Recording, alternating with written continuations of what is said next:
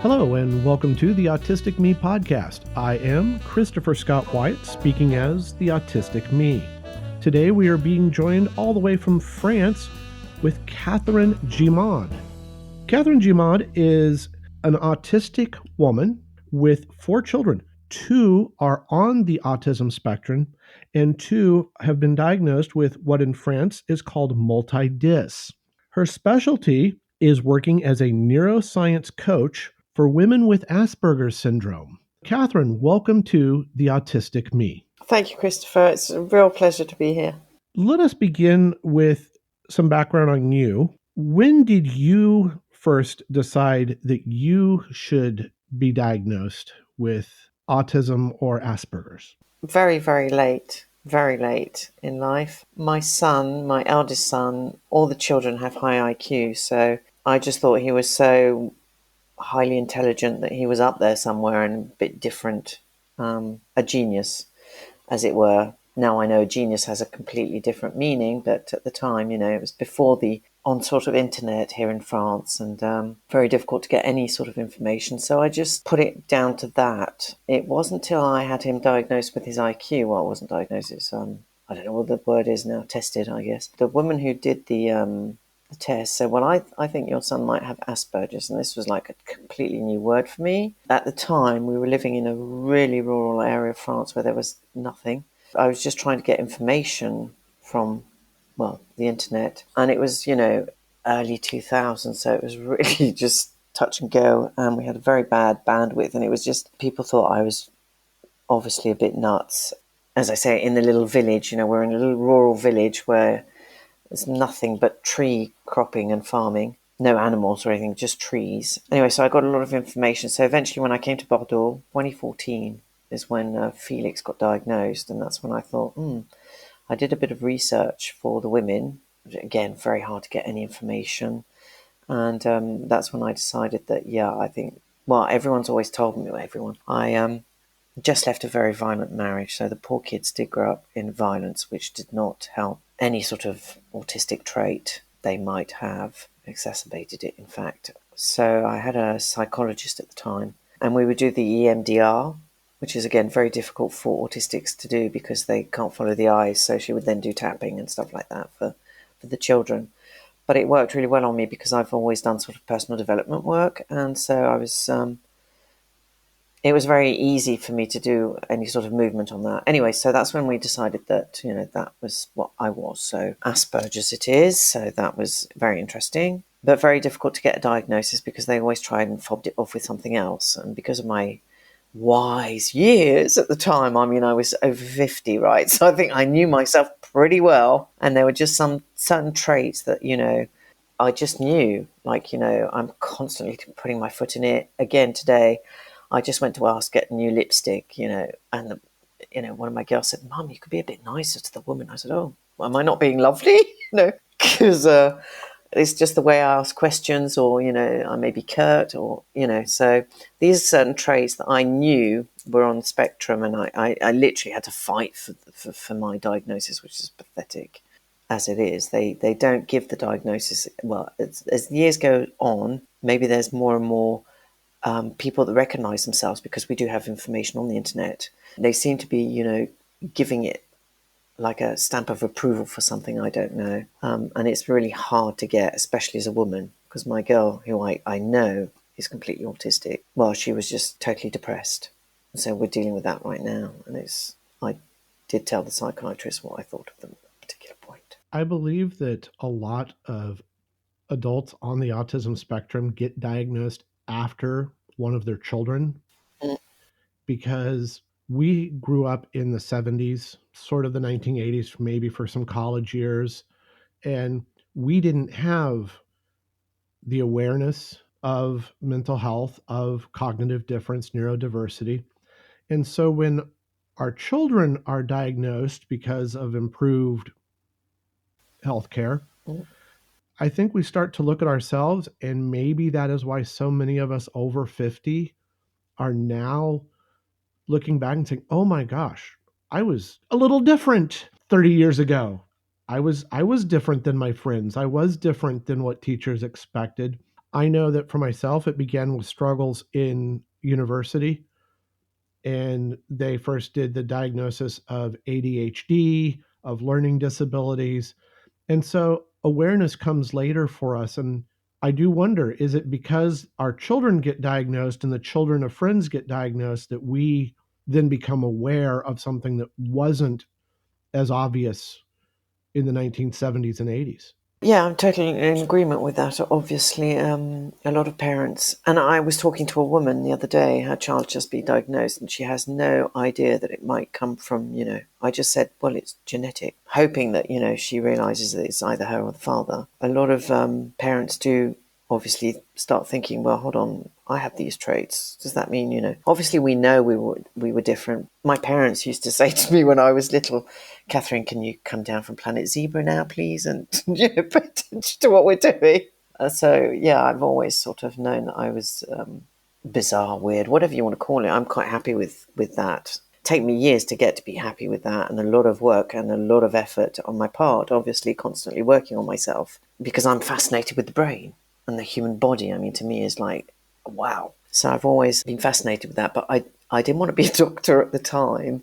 I still don't, because to me, a doctor just had people come and moan to him, and I thought that wasn't very interesting. I didn't know about psychology at the time, and Freud was definitely not my cup of tea. So I just went into chemistry, and, now everything is atoms and energies and waves and particles, and it's just, it's a totally brilliant world. And I do, I think I've worked hard enough to be able to be happy now, thank God. It's like puzzle pieces all getting in together, and you're learning about, things. And I've learned, I guess, mechanisms to protect myself. That I think is part of the high IQ faculty of my brain. Because, well, I discovered this when one of my daughters is highly dyslexic, and she did enough gymnastics in her brain because she was high IQ to be able to do this, and wasn't detected until, I don't know, she must have been about 10, 12, I forget now. I was dumbfounded at all the gymnastics her brain must have done to sort of try and hide all this, that, she couldn't write, she could write, but, not as neatly. The French are very precise on the neatness of the writing, and it wasn't as neat as, the calligraphy was completely... And she would often get told off. And one of the good things I found about being educated in England for myself was that my mother never sort of looked at my homework or put on my notes. She says, well, I pay very expensive school, so I don't have to do that. So I had that sort of mentality, right or wrong, which I think the kids always came back with horrendous notes. When you got a 2 out of 20 from maths or whatever, you don't really want your parents standing there screaming at you. And I was there if they wanted help. Obviously, that's never the question, but I didn't believe in the French schooling system, so I found it very difficult to put any ounce of energy into helping them. But I was there, should they need it. Watching your children struggle through school made you more aware then of how you had been as a young woman and a student? I don't really know. I sort of have these things where I don't know where I was. A lot of the time I'm saying, well, where was I all these years? So I can't. There'll be some moments where I'm completely there, and I know things, and I'll be really present in that memory. But a lot of the time when I was younger, I would see myself and I would be filming from up there. I was never in my body, as it were. I was always sort of out of my body, just having fun. And I think when I got into my body, I had to be serious, I had to be scholarly and serious. And I just like to have fun. People don't like people who are having fun. I could be walking down the street just in my head singing along, or, whoop-de-doo. And you can just see people staring at you with all this animosity. How and so I just put myself in my bubble. And so, no, it was terrible to watch my children struggle. And I used to come back to France, obviously, because we had family and stuff in France. But and I said at the age of 10 or something, really young, that had I been in school in France, I would really not have got any further than, there's a CAP, which is it's a branch off at 14. You go and be a baker or a plumber, or, you go into manual work and you leave the sort of studies behind. And I always said that I wouldn't have been able to continue my further education at all and I'd been in France. So to put my children through that already was, I knew, not the right thing to be doing. For me, in my eyes. I don't judge anybody who does anything. This is my point of view. So I really try to help them as much as I could with other things. Do you think you relate better to your children because you're also neurodiverse? Yes, I do. I can see that there's a wall of differences. Oh, I don't know whether that's English or French, so I have this tendency to translate things between the father and I. I mean, he came out with this phrase again the other day. How, if you really try hard, you can. I mean, as my poor girl who's totally dyslexic, if you really try hard, you can, get that done with no spelling errors. And I'm like, I cringe, I cry, and I heard that myself. Not from my parents so much, although maybe Dan might have said it once or twice. But, no matter how much I try and explain to him that it's not something that, the child does on purpose, and she works so hard, to try and produce a piece of written work that doesn't look like 3-year-olds just scrawled on the page. And to have one of your parents say that after all these years, there's no empathy, there's no compassion. That's your child you're talking to. There is a assumption about autistic and special needs students in general, the neurodiverse student, that effort will overcome everything. You just need to concentrate more. You just need to work harder. And then this carries into the workplace as well and life beyond. I'm wondering how this affects the people you work with as a coach and how this works, especially with women diagnosed with Asperger's or in the US, high functioning autism. How does this constant blame on effort and on your personal responsibility come back to people? I can't imagine this does anything but tears down someone's will to work and will to succeed if they're constantly blamed for failures that are beyond their control. It does. It also leaves them raw, if I may use that in a certain. They have no, then they become sort of hyper vigilant, and any sort of little thing will just send them very much in a lot of directions. I have only recently decided to coach, well, because of my late diagnosis and everything, but specifically Asperger's women because of all the diagnosis miserrors we see. They're often fobbed off with bipolar, for God's sakes. But if it's a misdiagnosis, it's pretty heavy to bear for that person, who thinks she's bipolar, and in fact, she's just not being, looked at correctly. So, and it doesn't stop the questioning because they've got a diagnosis, these women, but it doesn't sort of settle and then they can work on themselves. There's still this constant questionment. Not a lot of them are at work because it's very difficult. And a lot of them who do work, they can work like, well, we can concentrate for like 3 days on end, not eat, not sleep, not do anything, and then we just conk out because we've done the work, we've done this, and we just need to recuperate, get our batteries back, and off we go. But the workplace doesn't work like that. You're in the middle of this amazing thought idea processes going on in your head, and you're going to produce this, that, and the other, and it's like, oh, they're closing, they're shutting me out. What's happened? So a lot of the time is just to try and deal with reality in inverted commas, because we do sort of tend to live in our own world. And as I say, yes, I've only just decided to coach purely and specifically women on the spectrum because of this diagnosis error, and also the fact that I found this amazing system.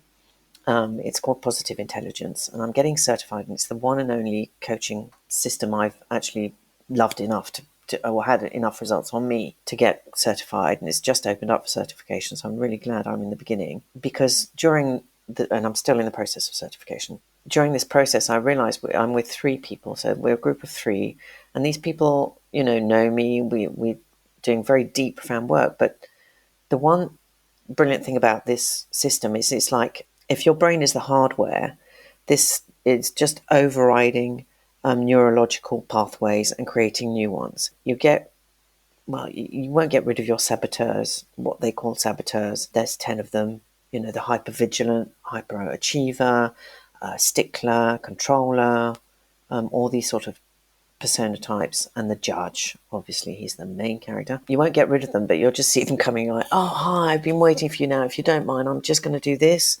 And you could just slip into sage mode. So sage mode is how you were, that's the essential you, how you were as a child, carefree, inquisitively doing things like, oh, what's on this and what's under the rock? Or if you need to be hyper focused, it gets you into that active mode or focus mode. And it's amazing. And it's on phone, it's an app, it's 3 exercises, 2 minutes a day, simple thing, so simple. And what happens is it just comes and overrides the software. It's like a software upgrade. So you're not going into deep traumatic, what happened when I was 3 or 5. You don't have to go down those sort of rabbit holes, which are incredibly difficult and painful to do. I've done it, I can assure you. So you don't have to deal with all that. And you could just deal with getting better and getting on with it. So it was during this certification, I'm still ongoing, but during one of these things where I was having a complete meltdown in one of our pod meetings, and I was just, And I could see as much as they were trying, they weren't holding space for me because they didn't know how. And I just thought, this is it, Catherine. You have to help these women. And it just came to me, and I just thought, yes, I've really been specifically catering for that because, I have the tool, I think, which is revolutionary. And also because one of my girls was having one of these meltdowns, I said, okay, let's just do some exercises, simple exercises. So she was there, on the floor doing whatever she was doing. And I sat down next to her, and I just put on a 2-minute one. It was a 5-minute exercise. And we started doing it. Well, I was doing it, and she just sat down, stopped, and was, doing whatever it was doing. Some of them is like, rub your fingers, together so that you can, at a certain pressure, so that you can just feel your digital imprints. You do that for 3 breaths or 1 minute or however long it is, I don't know. The other one is just feel your toes, can you count them? It's these things so that it gets you out of your mind and somewhere else. And within 5 minutes, she was laughing. She was actually laughing because I was doing a silly face with, you have to crinkle or whatever it might be. And I just thought, this is revolutionary. This really is revolutionary. And I've got to bring this to the world. So I'm on a mission. And then I find these poor women are just, you've got to have like 6 oven gloves to even just try and hold space for them and just hold them. And because, then can they trust you? Are they going to be, because they're not used to having someone who will understand what it's like to have a meltdown. Even if you just want to sit there and not say anything, that's fine. I'm okay with that. I'll just sit here with you and let you have that space.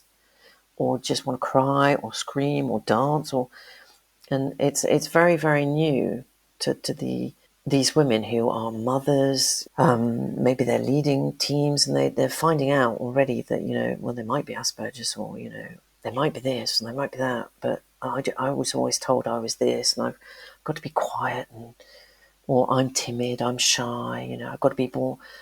Whatever it is, they're never allowed to be themselves. I don't know what it's like for men. I do have more knowledge of the female. I'm just fascinated by how much damage has been done to these poor human beings, really. And they're trying to hold the family together, to bring it all, and there's no one to help them. There is a distrust of therapy and therapeutic methodologies among the autistic community. Many of the autistic adults have negative experiences with therapy as children and teens. What do you say to the autistic individual who says, I don't want to undergo another form of abuse? So, how do you approach life coaching and explain it as this isn't those therapies that you had in the past, and it isn't going to be a negative emotional trauma? Well, first off, I'd have really lots and lots of sessions just talking, trying to gain the person's trust, showing that I do understand where he's coming from, that I myself have been through maybe some of the same situations, that I do have 4 children, so, that I have a wide scope that possibly could cater for that. I really try and make the person see that they have to trust themselves also, because, I can bring a horse to water, but I can't make it drink.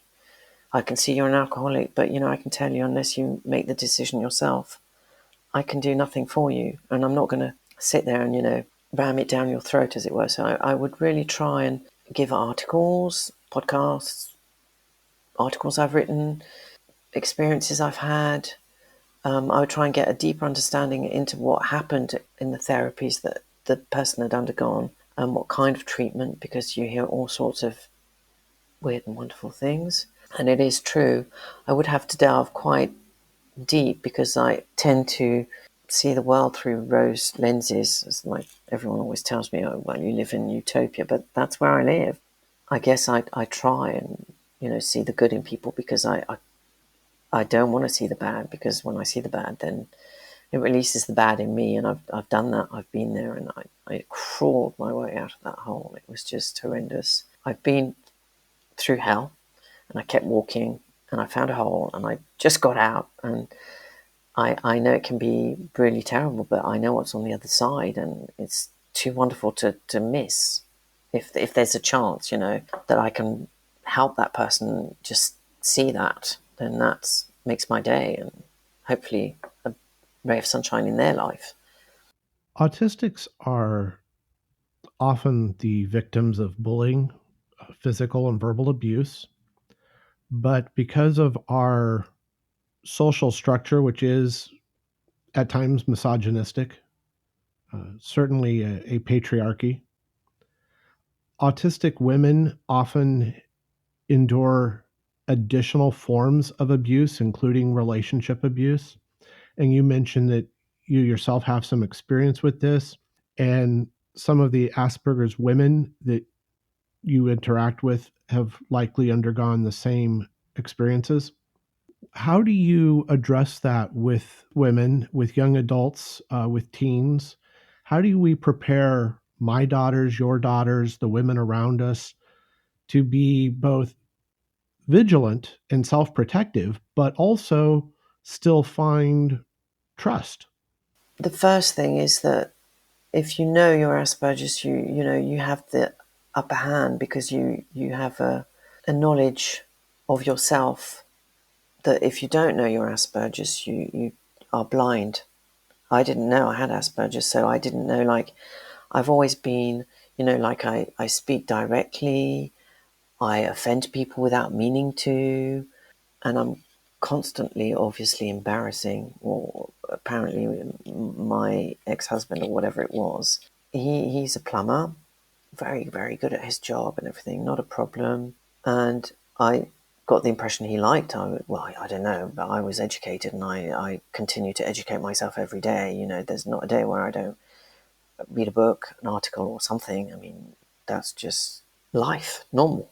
But I guess at one particular point, maybe he was having a very bad day, and I said something that completely threw him off. I don't know what I said. If you know already that you are, on the spectrum, then that is an advantage, because you can forewarn the person or give the person articles to read, or, and even though that still will be tough, it's never easy to hear certain things, because I have been on the receiving end also of my son, who's just told me some horrendous stuff about me. You digest it and off you go. But I'm neurodiverse, so I can maybe digest it differently. And like, for example, he said to me once, I didn't laugh when I heard this, I can assure you I was gobsmacked. He goes, "Oh, Mum, you completely missed your role of being a mother."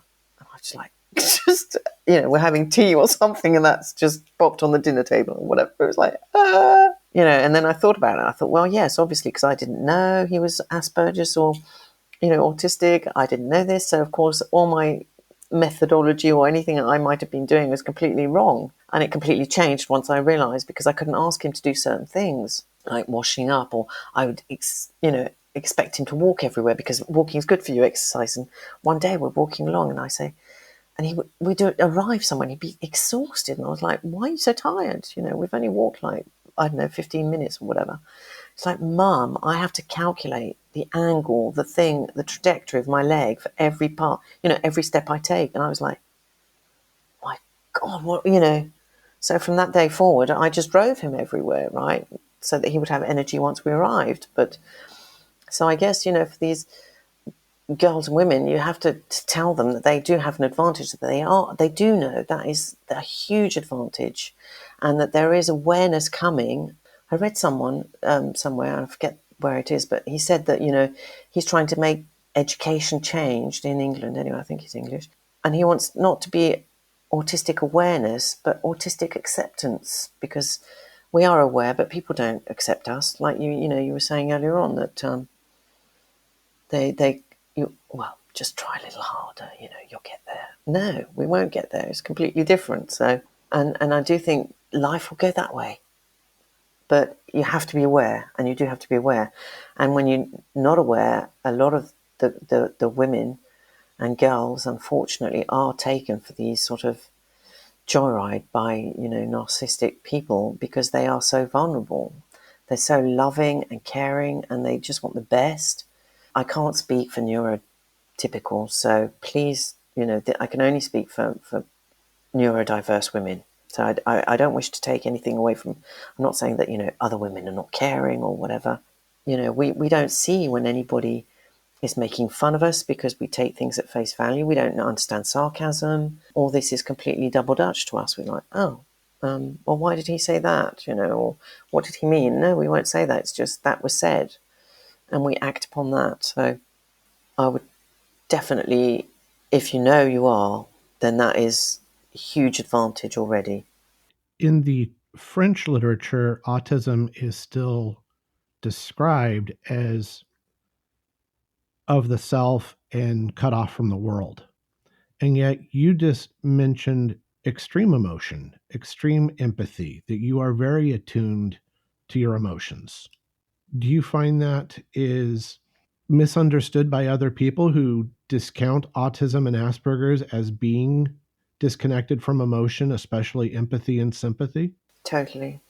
I know no more empathetic, caring people than Asperger's. Well, autistic people. I think they're very, very caring. They just don't know how to verbalize it to the neurotypicals, because it'll be blunt. And that bluntness becomes misperceived. Totally. You're blooming rude, get out. That sort of thing. As a life coach, one of the things that is on your website is that you are also interested in helping people reconnect with spirituality. What does spirituality mean to you individually and as an Asperger's woman? Tough question. Okay, spirituality means to me, I've always, like I say, when I was younger, I would be watching from above as if I was a camera, and I was always watching like a film, my life. And as time went on, well, I just kept going out and out and out. So as far as I'm concerned, I lived a long time in outer space, and especially during those violent years. And we were married 27 years, and he was violent maybe the last 10, let's say. And, I take full responsibility. I don't point fingers or anything. It was my fault. That's another story, but I don't want to point fingers at all. But I think during that whole time, and a lot of times also when I look back on a memory, I'm like, well, where am I from 5 to 7? What am I doing? And if I don't have something, I'm quite blessed in my life that I move continents quite a lot. So it's something to mark an event. So I know that, for example, in 1970, we went to the States for 6 months. Okay. How old was I? So I have memories before and a little bit after, and then, and da-da-da-da-da. But a lot of the time I'm out in space. So I also see everything in atoms and vibrational fields. To me, then spirituality is what frequency you're vibrating at, so that if you're sad, you won't be, vibrating as much as when you're happy. And when you're happy, you just laugh and giggle all the time. Like when you were little, you were happy because you weren't, normal children or childhood. You weren't, fobbed off with, as I say, it didn't matter if you, well, in our 1970s era, as you said, we would go for miles to go to the rugby field or whatever. Nobody bat an eyelid, we'd get on our bikes and off we'd go. That sort of carefree, you're vibrating really high because you're intrigued with life, you're dealing with it, whether it be, drawing all the time and teaching yourself not to, pass the lines, or saying, well, today I'm going to draw, one paintbrush over the lines all the time, or that to me is being spiritual. It's just know yourself so that you can vibrate at a really high frequency. But you have to go through a lot of shit before you get there, unfortunately. When I was looking for volunteers to be on the podcast, it always becomes a struggle to find women, especially professional women, parents who want to disclose that they are autistic or have the Asperger's diagnosis. There is sort of a shame or a reticence to discuss what it is like to be an autistic mother, worker, caregiver. Why do you think women experience this extra burden with autism and are carrying around almost a guilt at being diagnosed? Unfortunately, we do live in a society that, you have to, especially here in France anyway, you have to be a certain way, you have to look a certain way, you have to have the Chanel sunglasses, you have to, this is one of the reasons why I never fit in, because to me, clothes are functional. They can be nice and, that's great. But what's more important to me is, like, does the label itch on, is the label going to itch? Can I feel this fabric, or this sort of stuff, I have found that, whether you pay $5,000 for a shirt or 20 pence, that label will still itch. So there's very much a finger pointing and this fear of judgment that all women, unfortunately, well, I say all women, I don't know about non-neurodiverse women, but most women, well, no, most women do have that. Very few women are happy in their own skin. We're too fat, too skinny, too old, not happy enough, So all these things, oh my God, now I'm autistic, how can I, oh my goodness, and what are they going to say? And, and then nobody understands, because you can try harder. You can, maybe the woman has discovered, because her child was diagnosed, so she can see what society is doing for her child and the look it's giving on the child. And these teachers who supposedly have the child's best interest at heart, I just think we're used to carrying this guilt, shutting up about it, and which is wrong, obviously, totally wrong, because we shouldn't have to carry this. It's not something we can change. It's part of our DNA. It's not like, we can do a bit more effort and put a bit of mascara on and off we go. It's something we work incredibly hard to get over, and it does take a lot of courage to say you're autistic, and it was only during that when I was having that meltdown in my pod, and I felt secure enough, and I'm working on this with this new program that is rewiring my brain. I can feel it. I'm doing things that never would I have done before. So I know I can push myself a little bit more every day. So I know all this is working, that I thought I have to do it, because if you don't, you're okay. You're on the up. You're happy. Things are going well for you. And it just reminded me how awful it was when I was, way down there on the energy level. And just, if I can help one woman in a lifetime, that's already enormous for me. And I hope to help many more, obviously. I see the difference it made when I really understood, for my own children, don't ask him to do the washing up. It's mechanical activity. He can't do it. Simple. End of story. Teach him something different. What can I teach him? So I think women tend to think like that. So and we're always last, especially if we're mothers. We just don't exist, in inverted commas. So it's very difficult to take care of ourselves before we can get to the point where we actually own up to it. It's a little bit further down the road, I think, down the path, for us to actually sit and own it for ourselves already, and then for our immediate family. And we keep going out and out, but I think sometimes it's easier to maybe tell strangers I'm always talking to people in the bus stop, whatever, telling them the greatest story of my life, and I don't even know this person. I'm thinking, what am I telling this person? I don't know. But so yeah, sometimes it's easier to just do that, and at least it starts the process, because you have to practice telling people. Tell the person on the bus that you never see again. So you are a proponent of self-disclosure, of saying, I am an Asperger's woman. This is part of my identity. Yes, This is who I am. this is who I am. I do. And that's very difficult for people to do with many things, not just autism. Yes. You would encourage people to be truthful to themselves. As you said, know yourself. Yes. But I am an extrovert, but I'm terrified inside all the time. But I've always been an extrovert. And I've always gone to help the little, lost soul at the party who's on his own. Or I've always gone to help the underdog, I guess, we used to call it in my day. Because I'm not as scared to speak up about certain things. So I will always go and speak up to other people. But that, in a way, was a way also of not taking care of me, right? I didn't really exist. I was just speaking for the other person. My other daughter, she's very, very shy, but she does say it because we're in a family of autistics. You see, some people hate labels, but to me, labels saved all my children. The minute I could put a label on my child, I knew how to treat the child. I thought Felix was a genius because his IQ was up there or whatever.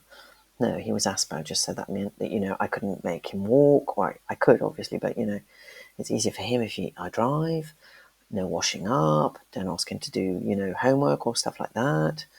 Every child is specific. I'm not saying, because your child is Asperger's, don't let him, whatever. Every child is specific, but, all sorts of weird and wonderful things. Just let them be, and they'll come flourishing out. I mean, my latest little one, she's... due to COVID, she stopped school. She just dropped out. She says, I can't do Zoom. I'm not doing Zoom, which is fine. Of course, it's fine now, but at the time I was like, ugh! I was like my brain was a million miles an hour. I was trying desperately to pressure her into doing it and everything. I just said, stop it, Catherine, stop. If she's brave enough to say, I want out at 16, and because we are in an era, we don't know what jobs are like tomorrow. We don't. All this digital stuff is coming. We don't know what tomorrow's going to be made of. COVID's shown us enough of that. I just said fine. And since then, it's been a year now, she's just becoming happy. Because she really grew up in the violence. She was really, I would use her like, oh my God, you don't need to go to school today. You've got to tell me, great, stay at home. And I didn't realise I was doing this. Obviously, it's with hindsight and all this. It was one day when I'm in her bedroom, I'm crouched and I'm holding the door handle so that he can't open the door. I don't know whether he sees me going into that bedroom anyway. And I suddenly thought, oh my God, Sally is in her bed. What are you doing? And I just turned around and I said, oh, la, la, la, la. That's, these sort of moments of lucidity coming to me because I was working so hard on myself. That's when you realise that, no, I got to get out, even though I had never worked. I mean, I temped here and there, got a couple of dollars and went around the world, came back. I mean, he was the bread earner. I had nothing. I was just the terrible housemaker, etc., etc., etc. And yet I knew I had to leave. So I just put all my energy, and this is where the spirituality comes, because I do believe in energy work. I put all my energy into manifesting this house. I had to get out of that village and into Bordeaux, and the kids had to go to this school, and da-da-da-da-da.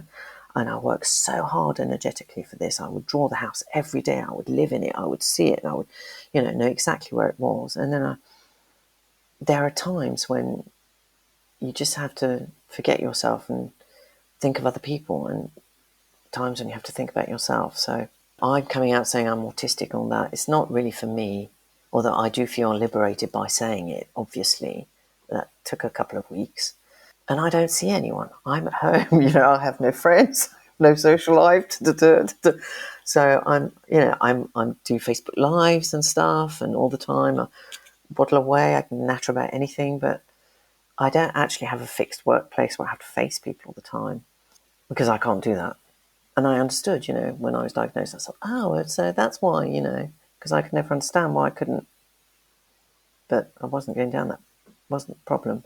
Yeah, now I'm doing it because I want you to be able to do it, right? So I have to show the way. You are highly educated, you love learning, and yet you struggled to work in a traditional workplace. You like this freedom that maybe the pandemic has revealed to more people, but you like being able to control your workspace. Totally. Do you think that that is an adaptation we should continue well after the pandemic? Of course, I think, especially for, autistics, because then they can work 3 days in a row without sleep, without anything, and then they can recuperate. And, you some days you just can't lift your pen. You don't know why. I just can't function today. I can't function. And other days you're like, everything's just flow, and you're just reeling out all these articles and this, and you're reading books, and it's like, wow. I have never let anyone take that away from me, because when I do obviously when I was temping, I remember once I went and I didn't even know how to turn on the computer because it was written in French, MA, on the keyboard. It wasn't even on the, it was not even on the tour. I don't know how you call these in English, but anyway. And I got in early because I had some work I wanted to do. I couldn't do it. And it was always like that. Or send me to the photocopier. I mean, I can't be doing photocopying. And I would feel so stupid, so dumb. You can't even photocopy a document in 10 examples. And the photocopier does it, and it staples them even afterwards. And so people would just make fun of me and say, because I'd said something clever, not that I wanted to say anything clever, but obviously I'd had. They'd send me off and photocopy something, so I feel like just so horrible that I couldn't deal with myself. I'd just rather live off very little money, starve to death, let Jane be the bread earner, and not have to deal with any of that. Don't get me wrong, I did all the accounts and everything like that. It was a doddle, really, comparative to, because I was at home raising my kids as I wanted to, and, as I saw fit in the hours that were accorded to me. Looking at your plans for the future as you switch to working as a neuroscience coach for Asperger's women, this population, which is underserved, you are located in a physical location within France, but you are doing this online. Yeah. How will that work? Do people teleconference with you? Do they chat with you? How will this online life coaching work? We Zoom most of the time. I like to make people either thing on where you can record things on your phone or to journal, but some people don't like to write, like my children. So I try to get them to, just record things, analyze feelings. I have obviously a particular way of doing things because I'm not traditional. And I just perceive things really fast about people.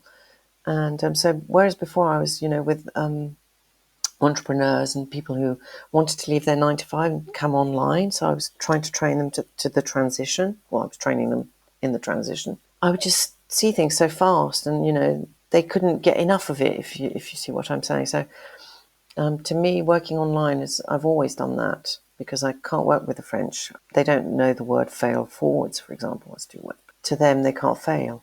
Well, if you can't fail, you can't do anything. That's an enigma to me. But anyway, I've always worked with English people, so it had to be online because here I am based in France. I have this workshop that I'm planning on bringing out also for helping family members of autistic children, generally, it's the parents and the immediate family, to help them better cater for themselves. Again, I'm very concentrated on if you are well, then you can best help the autistics around you or the neurodiverse. Because if you're frantically running around trying to do things, worrying about, your own autism, worrying about this, what will hubby say? Did I get the dinner? You just can't function. So I'm very much in trying to raise the vibration, because when you raise the vibration, things are ease and flow. If it's not ease and flow, you just stop and let's find another way. And a lot of people, they won't sit still for, 5 minutes. Now, you can sit still and listen. I don't mind if you're doodling while you're, a lot of my people do doodle. I doodle when I'm trying to concentrate and someone's trying to tell me something. I like to doodle, or however my daughter has to have music very low. And I've seen that my children have their own coping mechanisms. And one of my girls, I would say, look, can you not work at your desk? Do your homework at your desk? And she goes, Mum, I've been sitting 8 hours at a blooming desk. And I just, lounge in my bed, with doing it in my bed. And I just thought, wow, that just blew my mind. And I thought, of course, darling, So, yeah, so it's online. I get you to do some work. Either you record things that you want me to do, or we can WhatsApp. So you can record on WhatsApp as well. There's all sorts of weird and wonderful ways of doing it. So what you're trying to do is connect people to a better self-image. You want them to see what they're capable of doing despite having been told they can't. I'm an emotional being, and I do like people to like themselves. If you like yourself, then your self-image automatically is good, shines. You have to learn to love yourself. That to me is really difficult to do. It concerns me because my daughters obviously look at classmates. They see themselves as different. They know something's different. They are aware that children aren't inviting them to as many birthday parties or not in the last year, obviously, again, COVID, but they are aware that they don't have the social connections. They're aware that they're at the wiggle table. They're aware that they aren't always understood. And when they talk about themselves, it breaks my heart. They will say they don't like themselves sometimes. And I don't want to hear an 8-year-old or a 7-year-old say, I don't like myself. And I don't want that future for them. Yeah, God, it's so tough when you're a parent. I have always been proud of my difference because even when I was young, I could never fit in. I didn't know how. And because I am exuberant, I don't know why, but that's just innate and the way it is. I'm just, a happy-go-lucky person.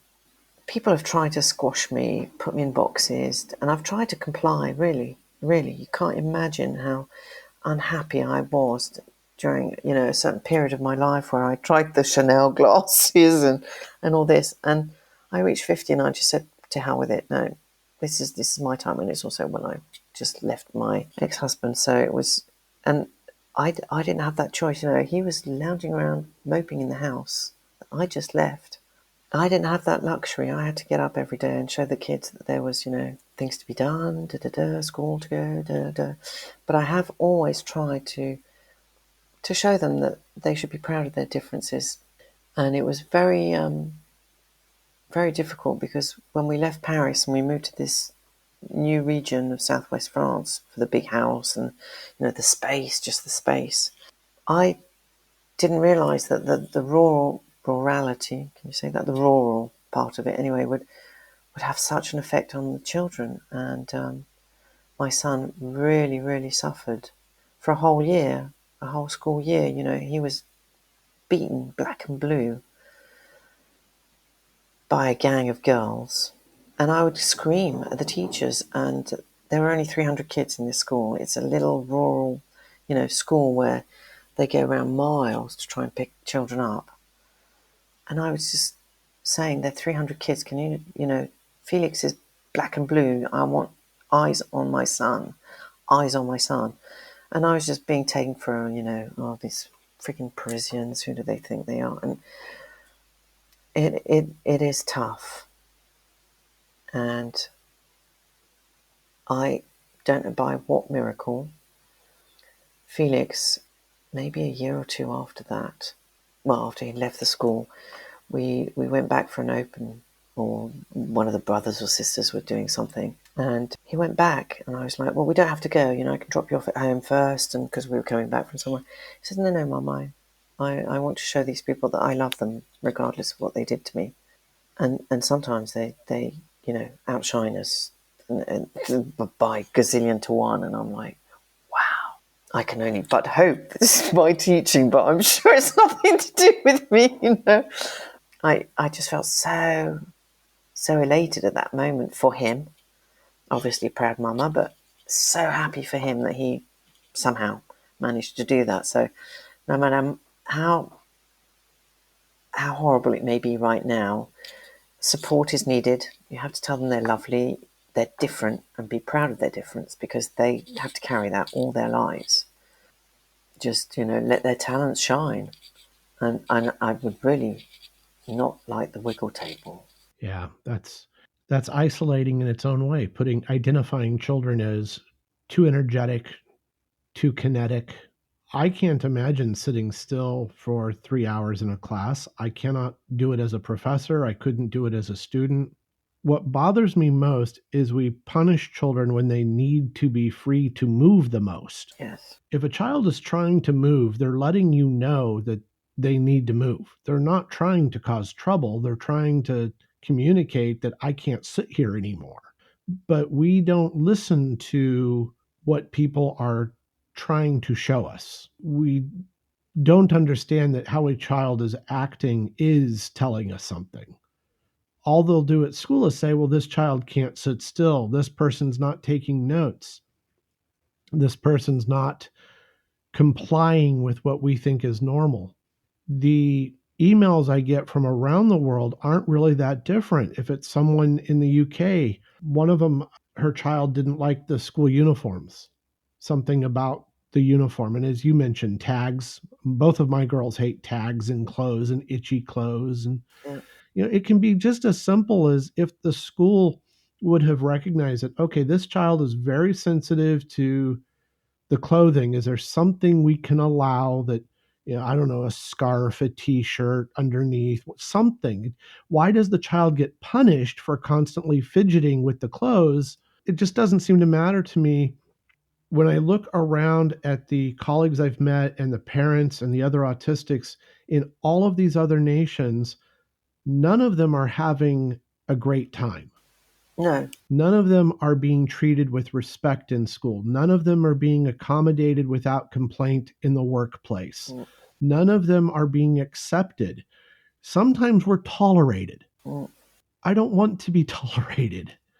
I don't want people to tolerate my methods or my needs. I would like them to accept me, accept my children. I want to accept my children as they are. I don't want to just tolerate their difference. Speechless, because I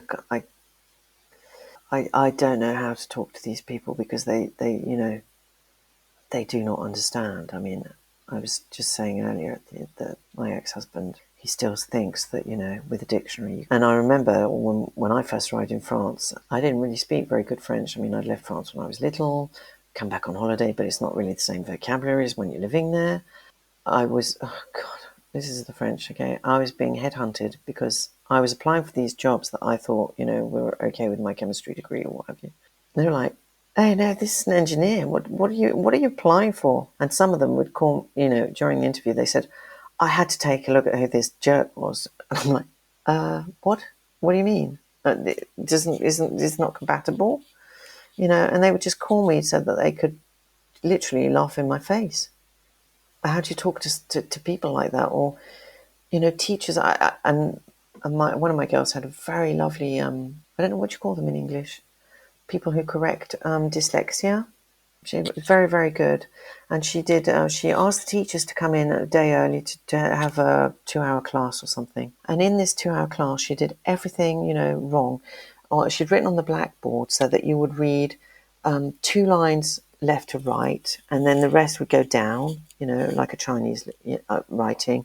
And then this line would do like this. And the teacher's like, well, how do you expect us to read all that? I mean, we can't understand anything. Like, well, this is what it's like for dyslexic people. They can't follow your reasoning. They don't think like you. So this is what it's like. And the answer she would get back would be like, oh, this is ridiculous. And a lot of teachers got up and walked off. And she is a trained professional trying to show them what it's like. We were very fortunate to be in a lead school here in Bordeaux for high IQ kids. So high IQ, a bit Asperger. They get up and they walk around, and some of them were allowed to read in class so they could listen to the teacher a bit better. I became president of the Parents Association. So I was going around school with the headmistress of the little school, And we walked in, and I knew this kid. I'd just spoken to the dad at some sort of event or something. And I knew that the parents were in separation, right? And so the kid is completely distraught. And so he's not being really good. And the teacher had this new method of, she grabbed the kid by the arm, took him outside, where in the corridor she'd put a chair, plonked him on this chair, and went back to teaching in the class. And I was just witnessing this, and I was, well, trying not to cry in public, trying not to scream and do all sorts of weird and wonderful things. But I just looked at the director or headmistress, whatever. And I said, what is going on here? What kind of teaching? She says, well, she's doing the new class, and this is the new method. And I'm like, I don't think this is a way we're going to do anything. And I just sat down, I spoke to the kid, and I said, look, I just tried to just comfort him and say, I understand you're having, you're uneasy here at school. It can't be easy sitting down all the time. Just trying to, I don't know, maybe he was 6 or something, terrified kid. He's terrified at home. Obviously, you could see it was written all over him. And to do that is just violence to me. We're not in the 1950s anymore. How do we talk to these people who do not comprehend? I'm at a loss. I really am. And I will myself get violent. And although with this new program I'm now doing, I tend to be very eloquent and very calm, which is very surprising for me. I cannot fathom that they do not understand. Cannot fathom that.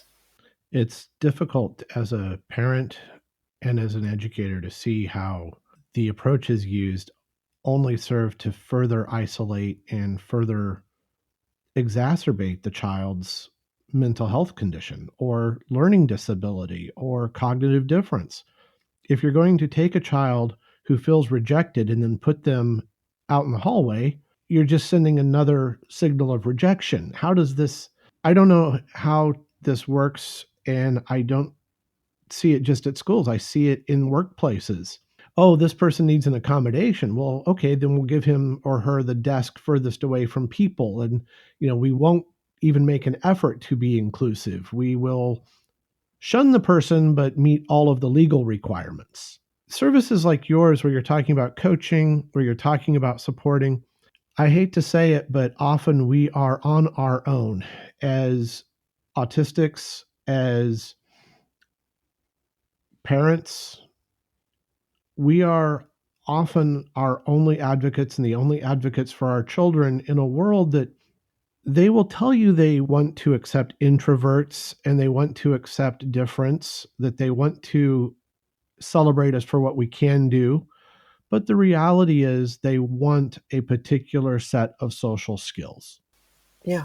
And we don't fit those social skill norms. And so you can be, as you are, a chemist. I have my collection of degrees, but for the most part, I'm still best off working on my own because the workplace isn't about what I can do. Too often, the workplace is about the social things I can't do, or at least don't do the way they expect. Yeah, that is totally just. And I just, I'm really wired and excited, and I'm trying to put all my energy in this because it has to change. It has to change, and we can't carry on like this. I've got 4 little ones who are not able to work really because it's, and that is a bind. It's not they're not able. Of course they're able. Just give them the tools that they can use, or they have to do menial jobs, or it's really, really tough. This is why I think I've been quite blessed, really, to be able to live the life I have, although then I remember all the horrors of the marriage. I've got to be able to do something. I've got to be able to do something. So I'm just reaching out, talking to people. Perhaps I should go to companies, yeah, maybe. But I'm not very good in the workplace because it's got to change more than accepting autism. It's just, there's a lot right and there's a lot of good, obviously, that there is. We are in the process of transforming all that, and transformation is on the ball. But Oh, we just hope that it'll go the right way and that people will be taken as individuals that we are. And it's not, it's nothing to do with social norms at all. And I think this this this will come about. I'm a firm believer that we are changing. At least that's the one good thing I can see, because for example, Felix, he got into one of the top coding schools, like no problem. But then he would only go for the hours he needed to go. If he needs 3 hours and he gets all the work done, then that's it. He doesn't need to go anymore. He's not going to sit there and listen to you lecture or whatever. It's coding. It's proof. The result is there. And then he had to work with a partner, and he backed out. He said, "Got to drop out, Mum," and it was heartbreaking. But and after that, he locked himself away for years, for about 5 years. But luckily, thanks to games, video games, he has always, since he's been about 17, been team leader. Managed to host his own thing so that all his team can rally around. And I was just thinking, if we take the skills he has and transcribe them into a sort of corporate level, people would be saying, "Oh my God, you're so brilliant! Look, you're team leader. You're getting the sales done. You're doing this. You're doing that." But because he's a geek, in inverted commas, a gamer, well, he's just locked up in his room, eating crisps and drinking Coke, which is complete rubbish. I mean, again, it's another thing that people don't realise, is that to play chess, I think there was this talk about this, AI has beaten a chess player and now a Go player, because chess, I think, is 120 moves. So AI to code is 10 to the power of 120. Go, I think, is 230 moves, so 10 to the power of 230 or something. But the gamer, who's playing the most simple game, he's got 400 moves 85 times, so it's 85 times 400 to the power of whatever. Children playing these games, their brain is completely different, and we expect them to sit in class, and they get home, they got Google. What did you say, teacher? I didn't believe, and I'm Googling you, and you're wrong. And so teaching does have to change. Corporate will have to change, because one benefit of COVID is people are realising how nice it is to be at home, and I don't have to be stuck in traffic 3 hours a day. No, thank you. I get more done. I can do my Zoom calls in my PJs, although that's really a myth. So that is all changing, and we have to be on the bandwagon. We have to be on the bandwagon to make our voice heard, to make people realise that, we're here also. We're brilliant minds, whether it's, your daughter apparently does drawings that, are real to life. She's 8. She knows this. Yeah. So please, don't expect her to sit, she has no time wasting at school. She should be plopped in art school, or if that's her gift, if that's what she likes to do, and be praised for that. That's amazing. Yeah, and unfortunately, what she loves to do is hands-on. She is, and you mentioned that you yourself like to be hands-on. You like to be out doing things, making things. And for her, learning is about moving the pencil, moving the paintbrush. It's not about reading about it in a book, it is about doing it. And so she's a very hands-on learner. We have a huge craft cabinet. It's called a dream box. When you open it up, it's just tons of shelves of mommy's crafting stuff. That's what she likes to do. She likes to craft with, she likes to paint with me. She likes to paint with mom. She likes to watch, my wife will be doing cross stitch or sewing, and she wants to watch that. She wants to see things being made. She doesn't want to just read them or see a slideshow in the classroom on the whiteboard. She wants to do it. And then she's very frustrated if she's not doing. And the younger one, who she's chosen the name Anne for the purposes of the podcast, little Anne is a sprite. She's moving. She is running. She doesn't know she doesn't know how to hold still. But she learns while she moves. She'll be on her little trampoline bouncing, doing her math aloud, doing her words aloud. but she'll be on a trampoline doing it. And so this notion that she should be sitting in a desk trying to please a teacher isn't going to happen. And they're both very bad at eye contact. They will both be shooting their eyes all over the place, looking anywhere but the teacher. Again, they're listening. They're not ignoring, but they are not good at. I'm trying to think here. The acronym used in the United States is SLANT, and I obviously don't remember what it means, but it's something about sitting straight, paying attention, leaning forward. So it's all of these things that are what they call active listening. Mm-mm. And yet really for my daughters, that active listening pose shuts them down to listening. Yeah. Because they spend all their energy trying to sit still, trying to lean forward, trying to keep their eyes focused. So trying to do all of the things that the teachers associate with active listening actually shuts down listening for my daughters, Mm-hmm. who are listening just fine if they're bouncing on a trampoline, drawing a picture, or moving about. Mm. But because you've told them to sit still, they're investing all that energy on sitting still and none of that energy on listening. So it's this great irony of, well, they look like they're listening. Well, yeah, now that they look like they're listening, they're not going to remember a thing you just said. No, and while I was listening, I did remember that I found out the best way so the teacher would ignore me was I would sit at the very front, crinkle my eyes, and just stare at something close to the teacher,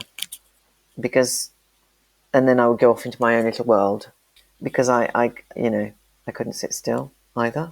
Yeah, I found that was the easiest thing. And then when we had to take notes, she would dictate. Yeah, they would all dictate. And I could never keep up because I'd often think of something else. Oh, look, the bird. Can we hear the bird? Or whatever it was. But nightmare. I just think that teachers have to get a grip with themselves, or bosses or co-workers, or anyone is not more important than the other, but we don't get to exist. It does make my blood boil. It does because,